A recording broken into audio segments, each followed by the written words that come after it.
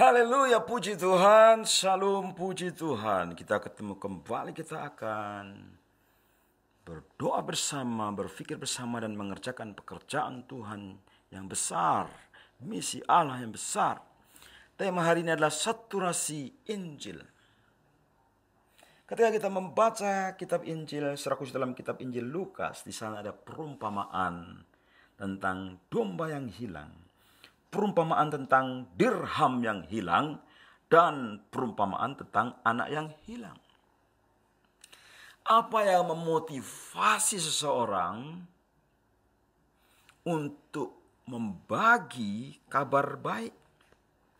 Karena yang pertama, perhatian akan keberadaan jiwa yang terhilang. Ketika seorang di luar kasih karunia dan hidup dalam dosa, maka dia mendapatkan belas kasihan dari Tuhan, dan Allah telah mengutus Yesus Kristus ke dalam dunia. Dia datang untuk satu misi dan tujuan, yaitu mencari dan menyelamatkan yang terhilang. Ketika seorang bertobat, orang berdosa bertobat, maka dikatakan akan ada sukacita yang besar di surga. Lebih daripada sukacita karena 99 orang benar yang tidak memerlukan pertobatan. Dikatakan juga dalam kitab Injil Lukas bahwa demikianlah juga akan ada sukacita pada malaikat-malaikat Allah karena satu orang berdosa yang bertobat. Di dalam konsep Yahudi, orang berdosa adalah orang yang mati. Orang berdosa adalah orang yang terhilang. Dan ketika mereka kembali kepada Tuhan, dia telah hidup kembali. Yang hilang didapatkan kembali. Mengapa kita memberikan kabar baik? Karena kita memberi perhatian akan keberadaan jiwa yang terhilang. Yang berikutnya, mengapa kita memberitakan kabar baik? Karena kita didorong untuk kemuliaan Allah. Dunia dengan segala isinya sedang binasa dan akan hancur dan akan habis. Segala kemuliaan apapun namanya di dunia, tapi kemuliaan Allah itu kekal selama-lamanya. Karena itu kita didorong oleh kemuliaan Allah, bahwa ketika kita memberikan kabar baik untuk memuliakan Tuhan. Dan yang berikutnya, saudara mengasihi Tuhan, mengapa kita membagikan kabar baik? Karena kita mengasihi Tuhan. Yesus berkata, kalau kamu mengasihi aku, kamu melakukan perintah-perintahku. Dan dia memberikan perintah yang agung dan amanat yang agung. Great Commandment dan Great Commission. Ketaatan kepada amanat agung itulah yang membuat kita membagikan kabar baik. Dan saudara kekasih Tuhan, Rasul Paulus mengatakan mengapa dia memberitakan kabar baik itu, karena hidupnya dikuasai oleh kasih Kristus. Hidupnya dikuasai oleh kasih Kristus. Kasih Kristus itu mendorong dia. Hidupku bukan aku lagi, tapi Kristus yang hidup di dalam aku. Kalau aku hidup ini sekarang karena iman kepada Kristus. Didorong oleh kasih Kristus, dikuatkan oleh kasih Kristus, dikuasai oleh kasih Kristus, dipenuhi oleh kasih Kristus. Itu yang membuat dia bergerak oleh kasih Kristus. Dan saudaraku dikasihi Tuhan, mengapa seseorang membagikan kabar baik? Karena keyakinannya akan Yesus Kristus yang adalah satu-satunya jalan keselamatan. Saudara dikasihi Tuhan, dan kita yang menerima keselamatan, kita menjadi komunitas kaum beriman dengan tugas kerasulan. Tanggung jawab pemberitaan Injil bagi umat Allah merupakan tugas kerasulan. Kita diutus, missio Dei itu misi Allah, menjadi missio Christi, misi Kristus, karena Allah mengutus Kristus. Dan kemudian menjadi missio Ecclesiae, gereja yang diutus. Dan setiap orang-orang memiliki misi yang diberikan oleh Tuhan. Dan misi kita bersama-sama adalah misi kerasulan untuk memberitakan perbuatan-perbuatan Allah yang besar. Kita adalah umat perjanjian Allah, umat yang diberkati dengan limpah untuk menjadi channel of blessing, menjadi alat untuk menyalurkan berkat Allah bagi dunia ini. Jadi motif dasar umat Allah dalam melaksanakan pekabaran Injil adalah kasih yang mengalir di dalam hidupnya. Saudaraku dikasihi Tuhan, meskipun demikian kita menghadapi halangan-halangan dalam pemberitaan kabar baik. Ada halangan budaya, tapi juga ada halangan yang sifatnya pelayanan. Dalam pelayanan ini yang sifatnya rohani, yaitu peperangan rohani. Tapi kita melewati penghalang-penghalang itu. Yang pertama dikategorikan adalah Injil dibawa kepada orang-orang yang sudah secara tradisi turun-temurun orang Kristen karena kelahiran, orang Kristen karena nominal, karena KTP. Mereka membutuhkan Injil. Meskipun demikian, tidak semua orang yang sudah Kristen pun menerima Injil. Itu ada halangan di dalam kekristenan itu sendiri. Bahkan ada orang Kristen yang menolak Injil dan menolak orang untuk membagikan Injil. Yang berikutnya adalah penginjilan terhadap orang yang di luar tembok gereja lokal, tetapi masih orang-orang yang satu bahasa dengan kita, satu etnis. Ya. Jadi mereka adalah tetangga kita, orang yang dekat dengan kita, kita kenal bahasanya, mereka adalah teman kita, kawan kita, tetapi juga mereka tetangga kita, bahkan keluarga kita, keluarga besar kita. Tapi mereka belum menerima kasih Tuhan, mereka belum datang beribadah, mereka adalah orang di luar gereja, dan mereka juga membutuhkan kasih Tuhan. Tetapi Injil juga diseberangkan melalui kebudayaan yang berbeda. Artinya penginjilan itu terhalang karena betul-betul kita terpisah dengan orang yang akan kita layani, karena mereka berbeda suku dan budaya dengan kita. Dan banyak orang Kristen yang tidak mau mengambil resiko karena ketakutan-ketakutan, karena keterasingan-keterasingan, karena eksklusivisme yang membatasi kita untuk berbaur dengan masyarakat yang berbeda suku dan berbeda budaya.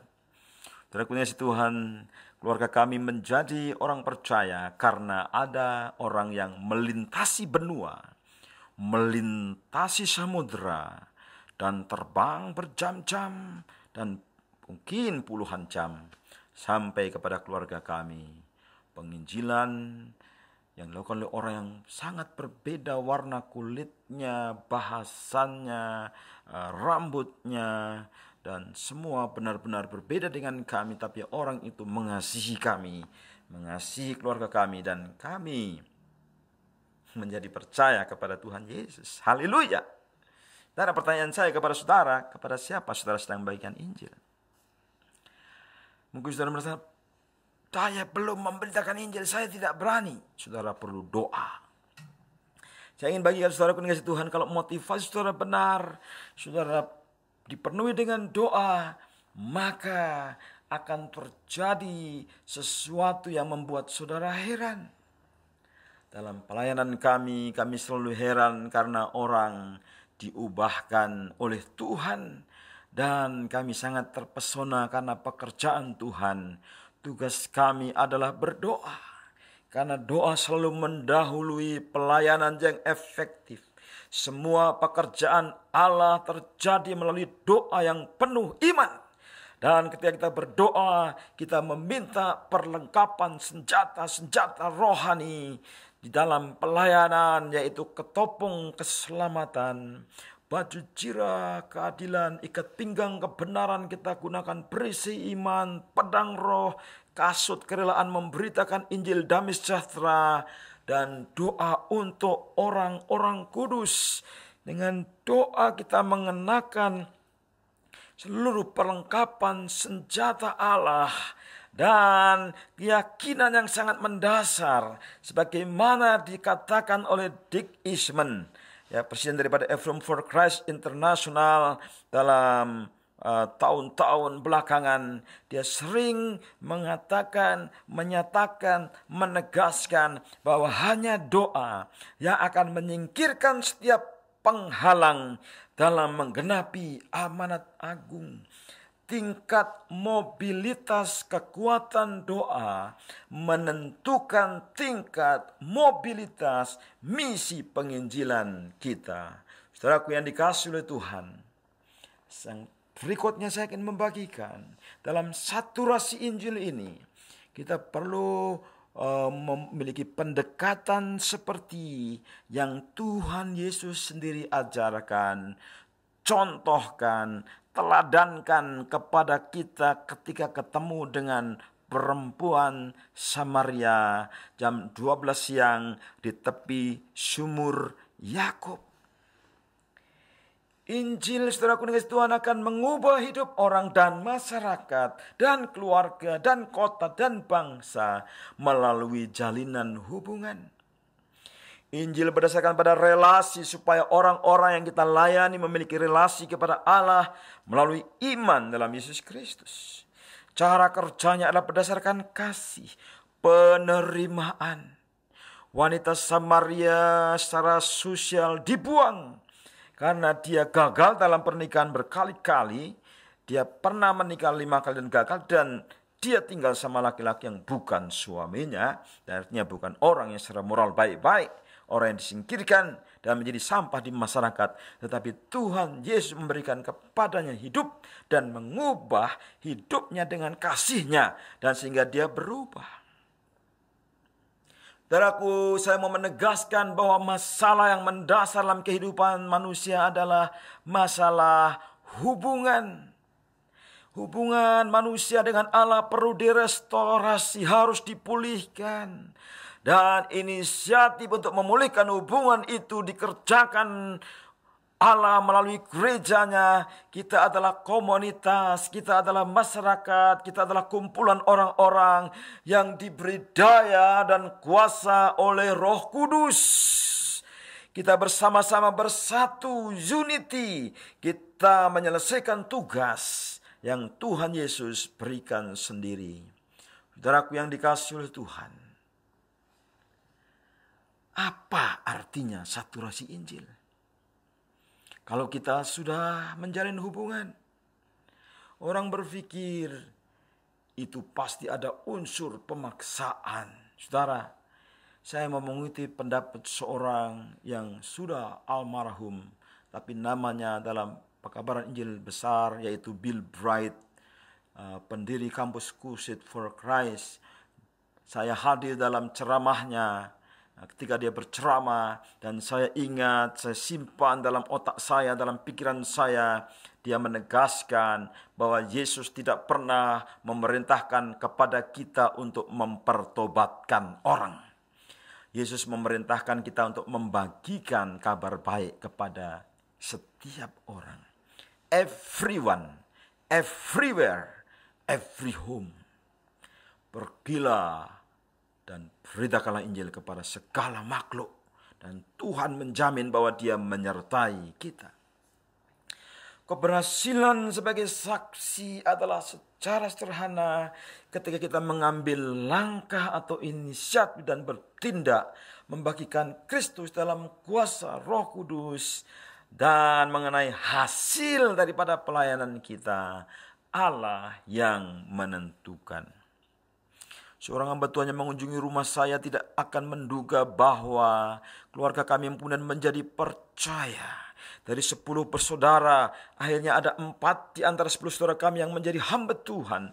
Dan gereja yang dimulai dari rumah kami sekarang sudah membaptis ratusan orang dan bercabang-cabang. Karena kuasa daripada Roh Kudus, bukan kuasa daripada manusia. Allah yang menentukan hasil.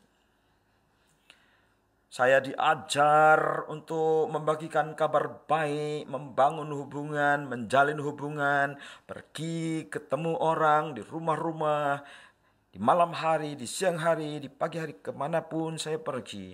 Membangun relasi dengan orang-orang di lingkaran pengaruh kami. Dan Tuhan Yesus juga meneladankan, Dia melayani orang-orang dari desa ke desa, berjalan kaki, dan Dia pergi ke orang-orang yang belum dikenal dan Dia menyampaikan kabar baik. Penginjilan, saturasi Injil melalui relasional, menjangkau rumah-rumah tangga. Dan oikos evangelism ini adalah ketika seorang Kristen menjangkau temannya dan sanak keluarganya bagi Kristus dan membawa mereka kepada hubungan dengan Kristus. Dan melalui hubungan-hubungan yang sudah ada, jadi bukan kepada orang-orang yang asing, tetapi kepada orang-orang di sekitar kita, di dalam lingkaran pengaruh kita. Dan Tuhan Yesus mencontohkan bagaimana Dia menyerbu ke oikos-oikos, lingkaran pengaruhnya, untuk memberitakan kabar baik. Ketika seseorang yang dipanggil oleh Tuhan untuk menjalin hubungan dengan orang-orang, membangun percakapan, mulai dari hal-hal yang biasa, kemudian berpindah kepada perkara-perkara rohani, kemudian menunjukkan kebutuhan orang akan keselamatan, kemudian menerangkan adanya dosa sebagai masalah hidup manusia yang kita jumpai sehari-hari, dan menantang orang itu yang mendengar kabar baik itu untuk percaya kepada Yesus sebagai juru selamat, supaya dia menjadi penyembah yang benar, yang menyembah Allah dalam roh dan kebenaran. Dan gerakan oikos ini menggunakan sarana literatur. Saudara meninggalkan kepada orang-orang yang rela menerima dengan sukacita dan tanpa paksaan. Kepada anak-anak, kepada remaja, kepada pemuda, kepada dewasa. Semuanya dirancang traktat atau buklet itu untuk memberitakan Injil yang paling sederhana dan memberi kesempatan orang untuk berpikir, untuk berdoa, dan untuk mengambil keputusan menerima juru selamat. Dan setelah menerima juru selamat, mereka akan dimuridkan dengan pelajaran jalan hidup yang bahagia dan jalan hidup yang berkemenangan. Dan setelah itu kita akan melihat jumlah orang-orang yang percaya semakin hari semakin bertambah. Bilangan orang yang percaya ditimbahkan ke dalam gerejanya makin bertambah-tambah, terjadi multiplikasi karena saturasi Injil, karena orang-orang percaya, every believers, every local church, every people of God, semuanya berbagi kasih kepada sesamanya. Saudaraku dikasihi Tuhan, jangan takut, jangan takut, jangan takut. Percaya bahwa Tuhan berikan hikmat kepada saudara ketika menemui orang-orang yang saudara kasihi. Saya berdoa untuk saudara secara pribadi, untuk keluargamu, untuk komunitasmu, supaya menjadi komunitas mesianik yang berpusat kepada Kristus dan membagikan kabar baik dimanapun saudara ditempatkan. Kiranya Tuhan memberkati saudara dan melindungi saudara. Kiranya Tuhan menyinari saudara dengan wajahnya dan memberi engkau kasih karunia. Kiranya Tuhan menghadapkan wajahnya kepadamu dan memberi engkau damai sejahtera. Berkat dari Bapa di surga, Tuhan Yesus Kristus, firman Allah yang hidup, juru selamat kita, dan kepenuhan Roh Kudus, karunia Roh Kudus, kuasa Roh Kudus menjadi bagian saudara sekarang dan sampai selama-lamanya. Tuhan Yesus memberkati saudara. Amin.